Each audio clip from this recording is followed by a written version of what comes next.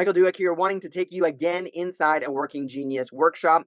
The last time I did a video, we took a look at a sample team map, and I will put the link in the description so that you could watch that because we're going to work with that same sample team. And so, again, just really quick, this is the team that we worked with where Yasmin was the leader. That's why it's represented with an asterisk. And we say that every leader kind of counts as two in their geniuses and their frustrations, simply by nature of leadership. And so, what we're going to talk about today is some individual commitments. And so this is an exercise that can be done post workshop, in the workshop, or maybe in an additional follow-up workshop after going through all the Working Genius content and all the exercises. This is a great thing for you to begin to employ the Working Genius with your team. And what we do is simply ask each team member, in light of all that they're learning with their genius combination, what are some things that they can commit to with regards to their geniuses and their frustrations?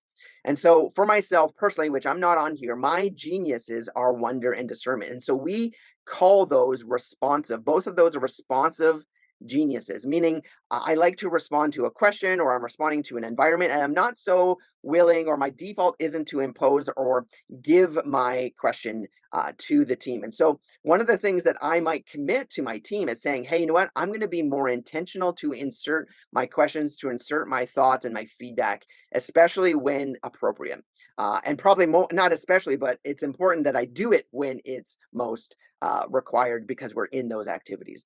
And so, as we take a look at this team, we're going to just take a look at Yasmin, Doug, and Victor. Yasmin, again, who is the leader, has geniuses in those first two activities, which is ideation. And so, but she has a frustration in discernment and galvanizing. And so, one of the things that she might say is, hey, you know what? I'm going to recognize when a decision is made, and I'm going to regulate my high level thinking. And so, the reasoning behind that is sometimes because her default is that ideation stage, and she loves asking and seeing potential and creating solutions to meet that potential.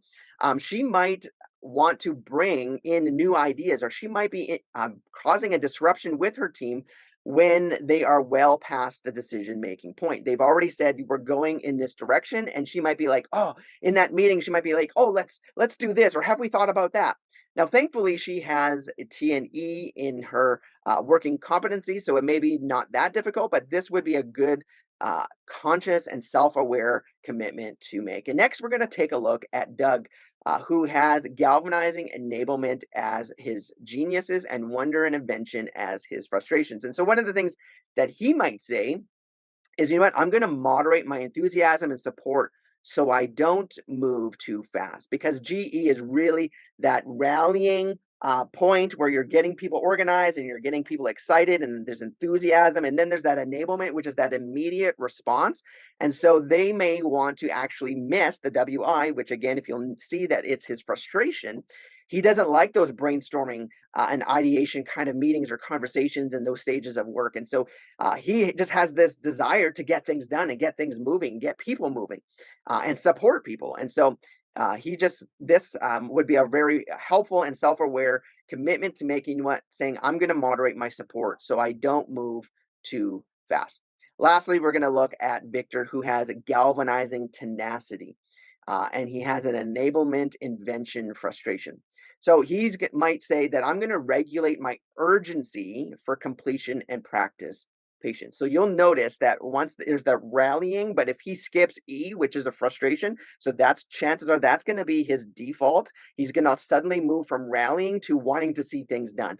So galvanizing is disruptive. Again, disruptive is a good thing in this context because we need people to galvanize us and get us moving towards something.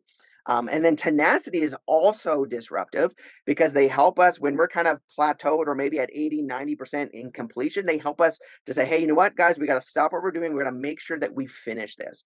And so there might be a tendency to want to push and push double without that supportive middle level of enablement, to all of a sudden move from rallying to expecting and wanting something to be done right away. And so that is just something that would be a great self-awareness commitment to make, saying, hey, I'm going to regulate my urgency for completion and practice some patience. Hope this was helpful. In the next video, I'm going to be talking about some team norms or some normal behaviors that we want to commit to. So sort of like this, but what are the commitments that we are going to share together? And so hope this is helpful. We'll talk to you soon.